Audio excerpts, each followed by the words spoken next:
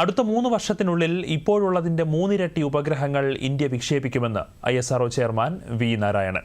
Mark 3 ലോഞ്ചറിന്റെ payload ശേഷി 4000 കിലോഗ്രാമിൽ നിന്നും 5100 കിലോഗ്രാമായി മെച്ചപ്പെടുത്തുമെന്നും അദ്ദേഹം പറഞ്ഞു. Second thing is we are working on improving the payload capability of our Mark 3 launcher from 4000 kg to 5100 kg without increasing any cost. And reusable launcher we are going to work. Chandrayaan 4 we are working. Chandrayaan 5 we are working. And the first module of space station will be placed in orbit. It is by 2035 full module has to be done. And Gaganyaan we are working for so many years, and we are going to have the uncrewed mission this year and crewed mission first quarter of 2027.